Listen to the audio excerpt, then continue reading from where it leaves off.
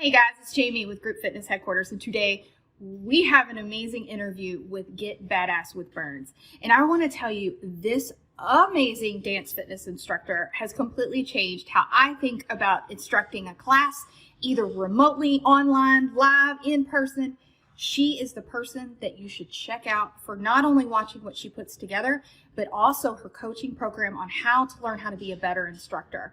If you're like, heck yeah, just continue watching and check out where we are going to pick her brain on how she started and how she's gotten to the place that she is today.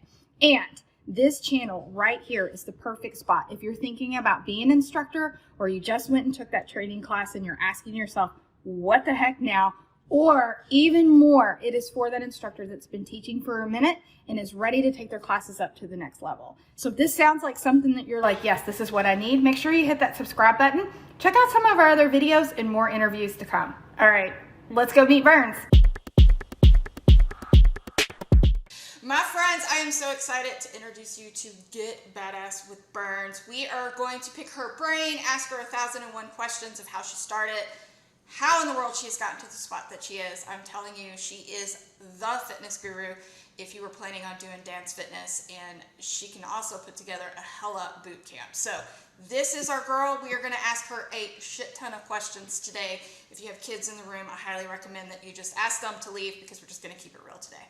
So, your kids should not be allowed around me. So what's up, my friend? How are you doing? I'm doing well. I'm doing good. I am doing sweaty. We just got done working out this morning. What did you do this morning? We did a hard rock hit camp, and it was a whole lot. It was a whole lot. So tell us a little bit about what you're doing today, and then we'll work our way backwards. Today, as in like my whole life. Yes, as in your whole life. So yes, tell us anything you want to tell us. Okay, so I am the creator of an online fitness community that is lovingly named the Badass Babe Gang. We do home training. We do dance fitness workouts. We do group therapy. We do mind body workouts. It's its own universe of amazing women and badass workouts. And it's my whole fitness baby. Like, it's everything I've done is my fitness career, between instructing, between personal training, between creating communities in my classes, all rolled into one. And I get to do it online with people from all over the country, the world, Canada's included in there too. It's amazing. And then I also have my own dance fitness format called House Party Hit. And with that, we do what I call the party starters. And I do like dance fitness choreography for them. We do Mindset Mondays every week. We come together and we game plan, the whole accountability situation. It's amazing. It's a lot of online shenanigans. It's fun. And I got to meet people like you. That's okay. I've been stalking you for years. I always think of it this way. You have literally built a community like over the computer. And I think that's a hard thing to do. But you've done that. It is. It's really weird, especially since you spent your entire life being told not to talk to strangers and to not communicate with people on the internet, and people on the internet just aren't real. And I feel like the internet has a lot of dark spots to it, and it has a lot of negative that it can bring. But my God has just shown me the greatness that can come from it. Like, all my favorite people of current time are complete strangers that I've only encountered a couple times in real life, but I communicate with online every single day. It is wild to see the kind of relationships that you can build simply through Instagram, through Facebook, through Zoom workouts together. It's crazy. I love it. It is crazy. And I'm going to toot your horn just a little bit more, because Party Starters, so again, have stalked you for years. And I know we talked a lot, and there were several of us dance fitness instructors that was like, girl, you got to teach us. You got to teach us. And then, you were like, okay, here you go. Here's Party Starters. And, I always laugh because you're like, you're one of the OGs. And I'm like, yes, I'm in her gang. But the Party Starters, man, it is like, not only are you providing like direct one-on-one like question. You can ask any questions and answers, but I think the best part about it is you give us a roadmap, you give us tips, you give us homework, you hold us accountable. Do you want to talk a little bit about like what part a Monday party starters meeting looks like? So, and Mindset Mondays, what we do, or not Mindset Monday, Mastermind Monday. So currently we're doing like stats track, like data tracking, right? So it's kind of like a weekly weigh-in with your trainer, but with your staff. So depending on what people want to track, what they want, trying to grow, whether it's trying to grow your class, trying to grow your social media, trying to grow your online memberships, because dance fitness, thanks to the disaster that was COVID, dance fitness comes in so many different variations now. It's not just a class in your gym or a class at your community center. It can be done online through Zoom, through the Band app, through like a million different formats and platforms, and everybody's doing something different. And the reason I wanted to do party starters, I wanted to do my own certification, but I also wanted to be able to work with women who are doing multiple formats, right? I've never really done just one format. When I taught at the gym, I taught kickboxing, I taught boot camp, I taught lift classes, I taught dance fitness. And so I wanted to be able to communicate with women who do everything. That's how I was raised as an instructor. Is you get certified in all the things, not just one thing. And so we all do different formats of teaching. We all do different platforms of teaching. And so on Mondays we come together, we bring all our stats of, I had this many people in my class, I had this many people in my online Zoom, I had this many people join my membership, whatever it is, we celebrate all our wins. We consider our growth from previous weeks and what our goals were, and set goals for the next coming week. We usually go over any sort of troubleshooting or events coming up, and everyone kind of collaborates on if someone's having an event or needs merch ideas, and everyone kind of chimes in and be like, let's do this, let's do this, or this works. And I've had trouble with this situation, or people are having difficulties with people in the gym, like creepers who just come in and like watch your class from the door. Like, how do you handle that situation? Gyms never teach you that stuff. It's stuff you learn on the fly, or how do you deal with problem members, which is a thing that happens on occasion, and it's a weird thing to learn how to approach, because it's not something you're taught, and it's something you learn through experience, and it's something that we all kind of help each other learn, and different ways that we've dealt with the same situations. And yeah, so it's a lot of everything. It started off as a way for me to offload extra choreography, right? Because I do a ton of choreography and I can't do all of it for my class. So the membership started as a subscription to my choreography, which it still is, right? You get 10 new dances per month, and it's just a ton of extra choreography. But then it led to us really bonding together and helping grow each other's business together. There's no competition, it's all collaboration, it's magic. I love it. And I feel like everybody who's in it teaches different formats. It's very it's similar but not, so it's an amazing group of women to be a part of. It's good to be around women who are very business minded and have that growth for their business in mind. It's like a kind of group that all women who have some sort of goal as a business need to be a part of. Like, you need that kind of group of women to be around. And if we can't get it with the people that we live close to, because that's not something I have close to me, we get to experience this online, right? Because I don't think any two of us live in the same state. We're all so spread out throughout the country. It's amazing. Well, I also think it's great because, sometimes group fitness can be competitive, right? And the last thing you want to do is go and ask another instructor that may be teaching same things, and you feel like you're kind of taking students from. So it's really nice to be able to come together and not have any fear of, you can just ask anything that you need to ask, and there's such a group of people there that can offer their advice, like, oh yeah, this works, this doesn't work. That's my favorite part. So when I started as an instructor, there is no community. I worked at 24 Hour Fitness for my whole life.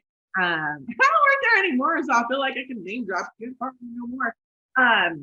But the instructor environment at big box gyms like that is competitive.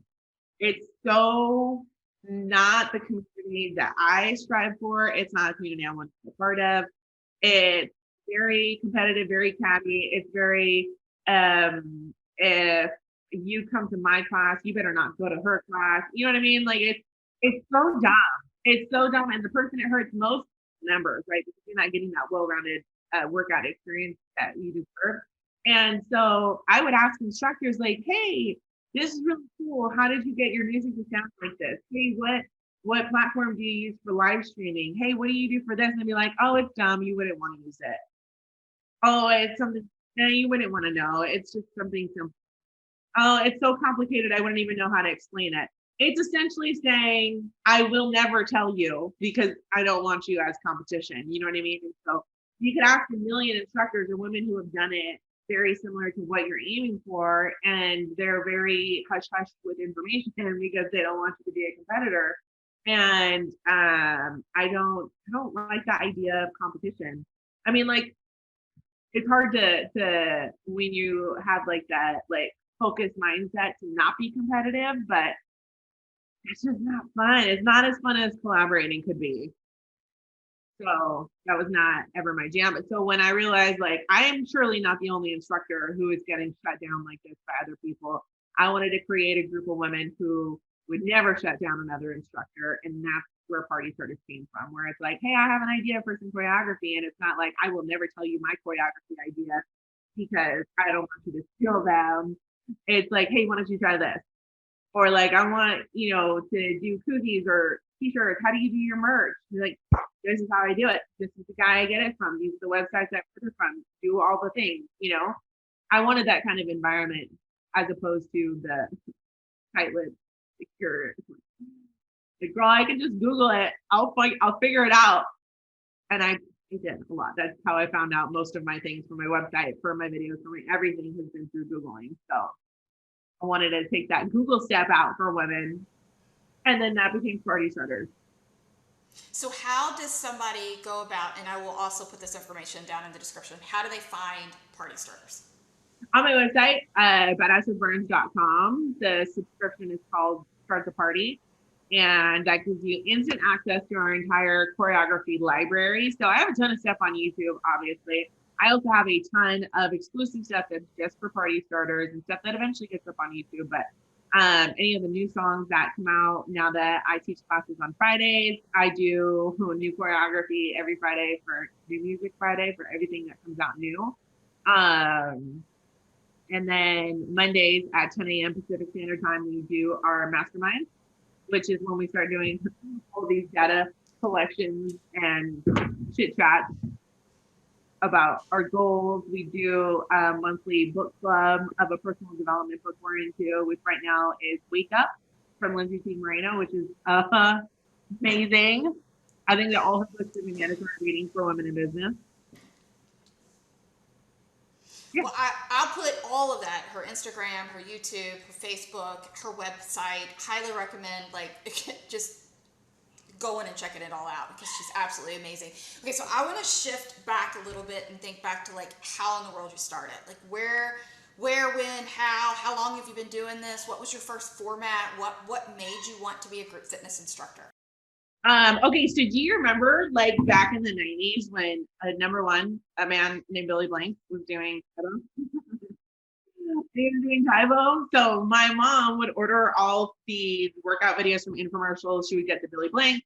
She would get these line dancing videos that taught you how to do line dances, the electric slide and stuff. And just real simple home workout videos. And I would say and learn on, and I would think to myself, this is dancing, right? It's similar to dancing. I'd done the cheerleading, dancing, tumbling stuff when I was a kid. And when I was in elementary, junior highs, when I started doing these home workouts, and I thought it was the most fun. And then in junior high, I joined the auxiliary team where we did flags and drill stuff, and we would do little dances. And then when I hit high school, we started doing dance team, cheerleading, the real serious stuff. And I was like, this is home for me. I love performing. I love learning choreography. I love dancing. I love the costume. I love everything about it. And then when my school, I don't know what y'all's high school was like, but my high school had weird electives. I did scuba for an elective. like, like during gym where you can do like volleyball, flag football. We did scuba. We did aerobics was one that we did, and so I took aerobics. Fell in love, immediately obsessed. Joined a gym, wanted to take all the classes. My mom got me a 24-hour fitness membership, and I would take Turbo Kick, which Jillian Johnson, I feel like if you've known me for 5 seconds, you know that she's my immediate idol. Obsessed forever. She's been like the woman I aspire to be in all aspects. She's phenomenal. But Turbo Kick was a perfect combo of dance that I got from my love of dance and performing, and then the kickboxing, which I had fallen in love with between like the Billy Blanks of the yesteryear and the aerobic classes in high school. It was like the perfect melding. And as soon as I did it, the instructor who taught, she was 7 months pregnant, kicked my ass. She was insane. Her name was Amber. That is how burned into my memory it is. And we did Turbo Kick round 24. That's like, it's one of those moments where you feel like your calling is here in front of you. You just experience it. Life-changing kind of a thing. And I was like, I want to do that forever. I like immediately became obsessed. I took all the classes they had. I took cycle. I took Turbo Kick. I took the lift. I took the boot camp classes. I took Pilates. Like anything I could, I took everything. Like, absorbed it all. I was just instantly obsessed with the gym. I loved being in the gym environment. I love being in the studio environment. And I would take jazzercise classes to make up for when 24 didn't have any classes. Jazzercise. Jazzercise. Yes. Box steps. Step workout. Shuffle. Chasse. The whole nine. And I know jazzercise is still a thing. It's still amazing. And thank God it is, because that turned my whole life around. But then as soon as I turned 18, I got a job at the gym because I was like, I need to work here immediately, and I need to be all up in this. And then as soon as I could, I got certified in Turbo Kick, and that was it. I took every certification that they had. If they had Nike training certification, boom, I took it. I got certified in Pilates. I got certified in cycle, 2 things I never teach anymore. Nor would I ever. Can you imagine me teaching cycle? Yeah, I think you'd kick our butts. That's what I think. And stay in one place. Like I could never just stay in one place. It's just not. I would be way too spun out to stay in one place. But cycle is not being for me. Although, like now that Peloton is creating celebrities, I feel like I missed the boat there. But I could never just stay in one place like that. I was way too bouncing. But yeah, and then I got certified in Zumba, and I loved all these formats, but there was like pieces I loved and then stuff I didn't like, and then things I loved about Zumba, but then I didn't like that I couldn't mix and match. You know what I mean? So when I started like mixing and matching and thinking like, well, I like the punches from here, but I like the booty shaking from here.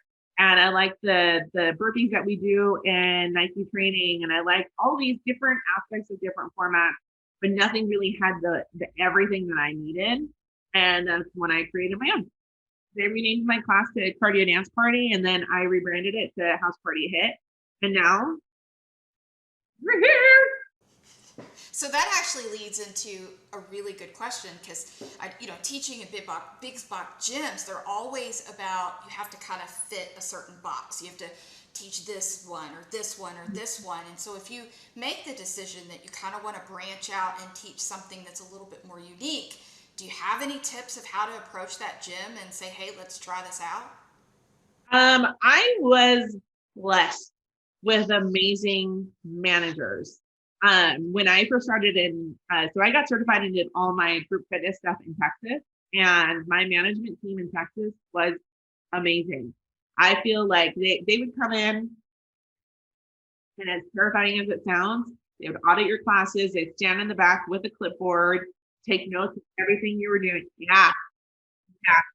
It was like the gauntlet of teaching. And then they'd pull you into the office and run down the list of everything you did wrong, everything you did right, everything to fix how you were doing it. I mean, like when I first started teaching, I was like frozen, right? Because I would just face the mirror and just be in my like, okay, this way, but I would just stare at myself because I was so freaked out. And my manager legit did our entire like I don't want to call it like review. Yeah, I guess it was kind of review. She taught it like this. And she's like, this is what taking your class feels like. You see this? And I was like, oh, okay, that's not a good time. I see what you're saying. Yeah, so that kind of like changed my teaching style around. But she was so amazing.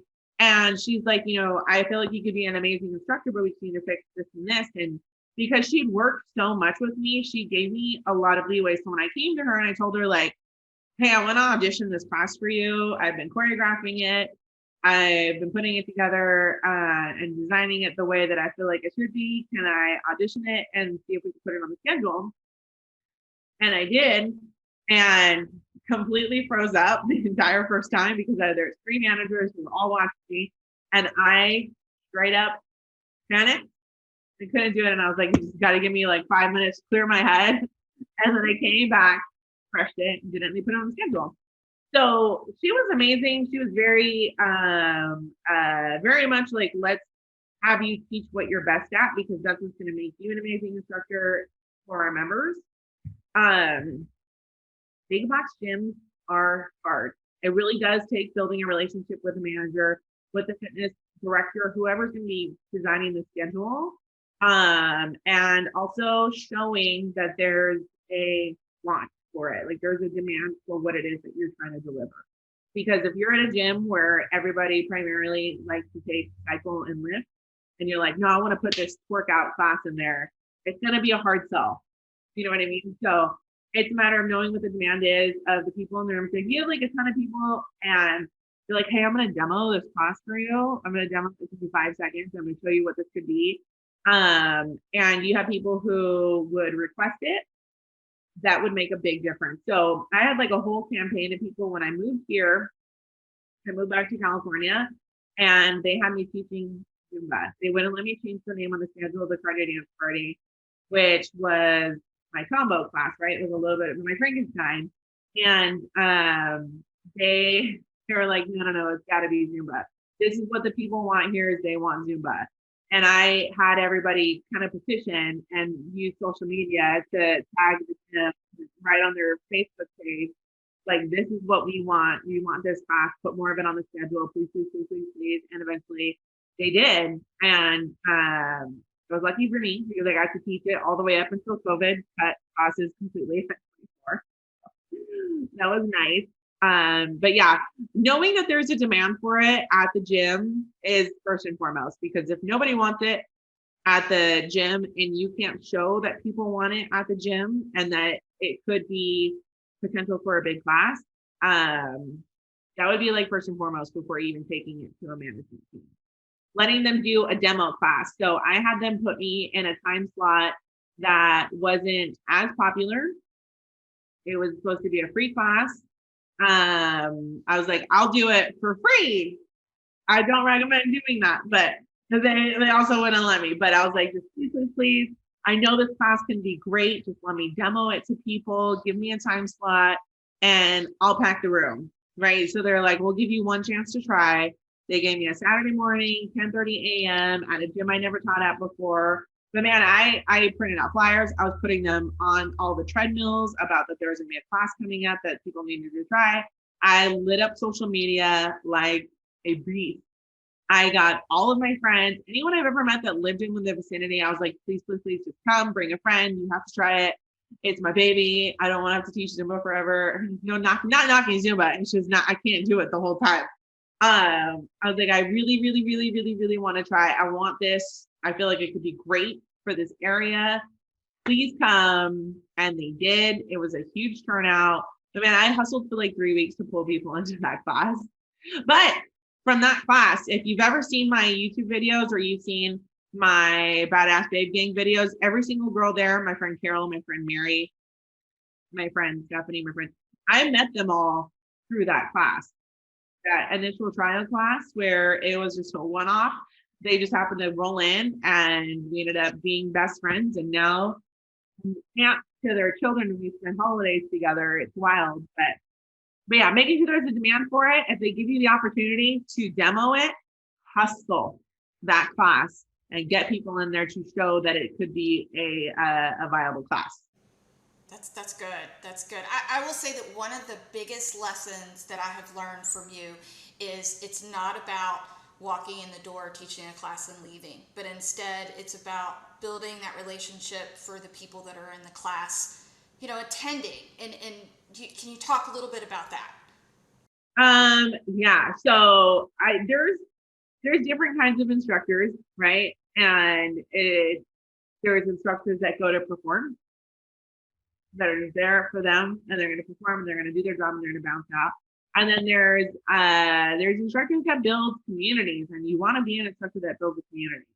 And to do that, it takes getting off the stage. It takes getting to know people's names. I used to like to start my class by rolling around, and you ask like, "Is anyone new to the class?" And then you run around. I would meet them. I would ask their name. I started the name game where I would write their names on my arm in Sharpie. Do you want to remember them? I have a terrible memory. So I would always joke with them, like, I'm going to get this tattooed afterwards. It's something to break the ice and make them feel a little bit more comfortable, because as a newbie, when you come in, it feels like you're walking in to someone else's house where everybody knows each other. And you're just kind of like the weirdo creeping over in the kitchen, hoping no one really notices you. You can sneak out whenever you want. And if you can sneak out and no one ever noticed you were there, someone missed the job, right? The host of the party missed their duty. And I don't ever want to be the instructor that just doesn't know who. And if someone's going to be new, I always wanted to know who they were. I wanted to make them feel seen, wanted to make them feel included. And being the instructor that not just knows the new people, but your front row also getting to know the new people and making them feel welcome goes a massive way in building your classes, keeping retention of new members, having people come back again and again and again after that first initial class, and building a community of where they'll follow you anyway, right? Because if they don't know you and they don't really care about you, they don't think you really give a shit about them, what incentive is there for them to follow you to another day or to another day in their schedule, or to add another class of yours, or to classes? There's not much of it. So building that connection is massive. And actually getting to know their name is the easiest way to do it. And to remember their name throughout the class, and to check in with them afterwards, high five them, and tell them they did a great job, and to let them know the first class is always rough. And if it was rough for you, that's not because you did anything wrong. It's because things are hard. It's challenging. And sometimes you're a spastic instructor who doesn't really, who gets in the zone and doesn't cue all the way. And it's important to make them feel successful at the end of the class, and to make them feel like they were a part of something that's just Yeah. Can you hear that crazy dog barking? I love it. Do you? She is nuts. Oh my goodness. It's better than my dog's barking, because you would not hear anything else. Okay, so when I knew that you and I were going to be talking, I kind of reached out to some other instructors, and I was like, all right, what do you want me to ask? And so there was a couple of top questions, kind of going to be like rapid fire to you. So they said, I think here's their question. They said, how long did it take you to feel comfortable teaching? How long does that take? I don't feel like it's a time. I feel like it's like the Malcolm Gladwell, the 10,000 hours before you start to feel like an expert. I feels like it takes like 100 classes. That's a random number. But I remember celebrating my 1,000th class and feeling like I was a seasoned pro, so it had been a long time before that. But so when I first started teaching, I was like that hungry instructor where I was like, at 24 Hour Fitness, we had a sub board where you could log in and everyone put their classes up if they couldn't teach. And I would just pick up every class. At the end of the week, I was teaching like 14 to 18 classes a week, it doesn't sound like a lot if you're thinking job search, but if you're thinking about teaching classes with your body still attached and going with you to the gym and teaching classes, it is so hard. I would be broken down by the end of the week, but I loved it. And it's like instructor boot camp to get in front of people who have no idea who you are. Not only do they have no idea who you are, they don't care who you are. subbing a lot of classes makes you feel more comfortable faster because it's like it makes you feel as uncomfortable as you will ever get. And if you do a lot of it quickly, that you start to build that thick skin as an instructor because being an instructor takes a little bit of thick skin. You know what I mean? And subbing, I think, is the quickest way to get comfortable with it because you learn how to teach to different groups of people. You learn how to talk to different groups of people. You're not just teaching to 5 friends who love you and you can mess up and do nothing. And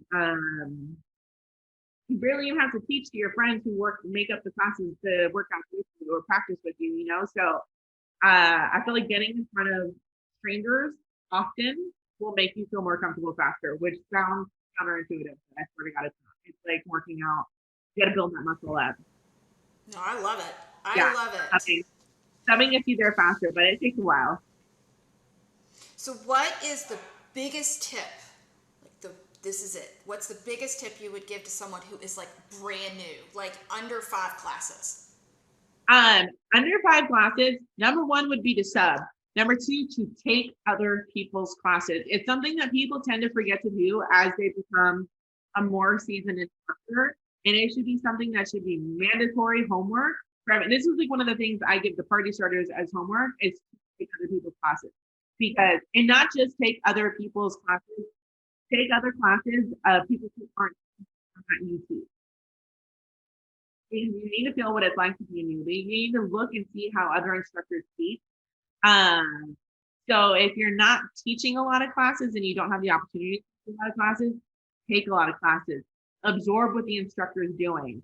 Look at the way that they're cueing with their hands. Look at the way that they move around the room, the way that they cue with people, the way they lightly tap people on the shoulder to remind them to pull shoulders back or to high five people. Or I don't even know if high fiving is legal still anymore, but drop elbows on them, I guess. I don't know. But to listen to the way that they cue and to like absorb it through osmosis, right? Like if you can't do it as much, be involved in it as much as you can. Study the way people teach online. Like there's a million different ways to get into it. Practice. Take video of yourself teaching. That was the entry point to get into party starters, was to video yourself teaching class for everyone to kind of give feedback on, because we cue as best as we can.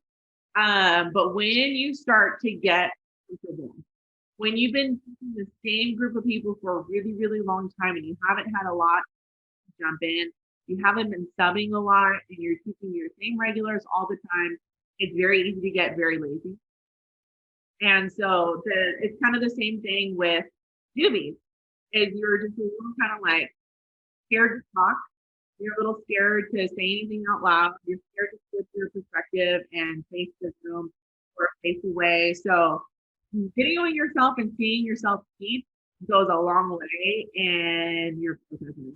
All right, so let's move on to the more kind of experienced group fitness. And they're like, COVID killed my classes. I have like 3 people now. I used to have 20. How do I build it back up? How do I figure out social media? Is there a platform that I should really attack first? What's your advice about social media and building classes? Okay, social media and building classes. Number 1 is if you never talk about your classes, no one's ever going to go. If you talk about your class one time, people will not absorb that. If you think about how you view stories, I doubt that you typically hang on every person's word unless it's someone like that you love to listen to talk. You have to post often and consistently. People will not show up to a class that they don't know exists. There is no way to talk about it too much, because your idea of too much is posting about it twice. You post about it twice, no one's even going to notice that. So it has to be consistent and from a lot of different angles. So if you have a Instagram, an email list, and a Facebook, TikTok, all of those should be hit up regularly and consistently and off all day. Like you can't post enough. I'm so serious. You can't post enough about it. Having people post for you, and tag your classes, like have people shout out your references. Subbing and collabing with other instructors at your gym is subbing is one of the best ways to build your classes at your gym. I can't say that enough. Subbing does so much good for you as an instructor. That should be like a mandatory practice. It's one of the things that I typically have y'all do often whenever possible in party starters, because it's the thing that makes you a stronger instructor. It's like instructor boot camp, dude, for real. But yeah, whatever your platform is. So depending on like the clientele of your class, if you go towards an older crowd in your classes, Facebook's probably where it's at. If you have a younger crowd and you have like college kids and like high school kids that attend your class, you have high school kids in my class, Instagram and TikTok's where it's at. And I guess if you're asking, Instagram's pretty much taking over the entire world. So probably Instagram and TikTok is the easiest. But showing up consistently, showing what your class looks like, right? Putting flyers up like it's a bulletin board in the back of a Starbucks is not the way to advertise. Actually showing them what your class looks like, what your class feels like. Like you do an amazing job of posting your videos in class, see what it feels like to be in it. You know what I mean? Yeah, I do.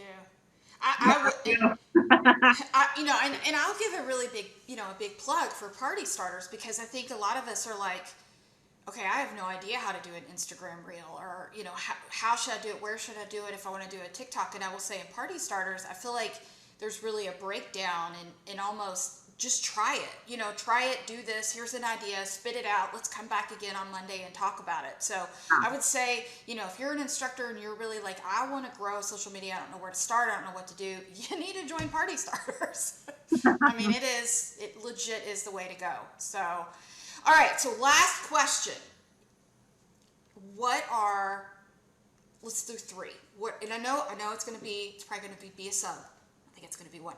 What are your top three things that you're like, you have to do these three things you have to do to really grow your business?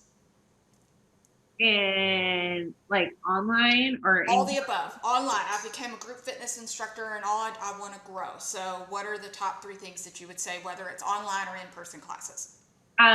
So interacting with other instructors, I think, is massive, right? To be the only like king to your subjects. When you're the instructor and all you ever look at is your perspective and it's just me and I run the show and here are the people come to my class and they're going to do what I say. And you don't ever spend enough time being the student and being the subject and being the person who comes to class, or you don't ever interact with any other instructors to see different perspectives of how to teach or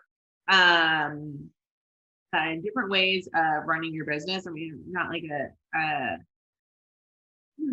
like how to even phrase this, but being in the environment and not being in like an echo chamber of just your perspective and your ideas. This is what I should do, and branching out with other instructors, make friends with other instructors at your gym, make friends with other instructors online. Party Starters was created for that purpose, was to bring instructors together to say like, this is how I'm feeling, and everyone being like, that's normal. You don't have to be scared, because everybody feels that when they start, and it's a very common feeling, and it makes you feel less alone. It makes you feel more included in a part of something bigger. But yeah, interacting with other instructors should be mandatory. Subbing classes is mandatory. I will never shut up about how important subbing classes is. Getting away from just your, again, being out of the echo chamber is major. If all you're ever teaching to is your regulars and your best friends and your family and the people who come to your class, and you're never getting in front of strangers, you are not performing at your like optimum quality. You're never going to grow out of that, because your friends and your regulars, you can fall on your face. You can never talk once in class. They won't care, right? They're going to love it anyways. They love your choreography. They're just there for your playlist and to hang out with you. And they're going to do it, and they're going to, show out and do their like front row diva thing in the mirror. But if you get in front of strangers who've never done your choreography, never done your workout, have no idea what's going on, you're going to see very quickly what kind of an instructor you are based off of how frustrated those people look. by not knowing what's happening. You're getting in front of strangers, mandatory. And then talk about your business. Often, for people who stand up on a stage and teach classes, we can be an insecure group of people as far as plugging our own stuff, talking about our own things, promoting ourselves. It feels awkward. It feels out of place. It feels like there's been a lot of time spent being, I guess, like watering down the idea that we're allowed to talk about ourselves and we're allowed to be proud of ourselves and promote ourselves and talk about our business.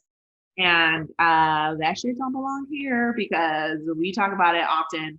And yeah, promoting self-promotion. It could be tacky, but also not at all. Not at all, not here. We're not used car salesmen. We're selling booty shake and fitness and health. Like, you can't spread that enough. Yeah, those would be like my top tips. So I'm going to say golden tips walking out of this interview. Thank you so much for talking with us. I'm going to put all of your information down below so they can go and find you. You need to not even think twice. Just go check her out. And let us know if you have any questions. Drop them below down in the comments. I will go attack Burns' Instagram direct message and be like, hey, we have a question. Thank you so much for meeting with me today. You're the best, Jamie. You go be awesome today. Enjoy your day, and I will talk to you again. You too, my friend. Bye.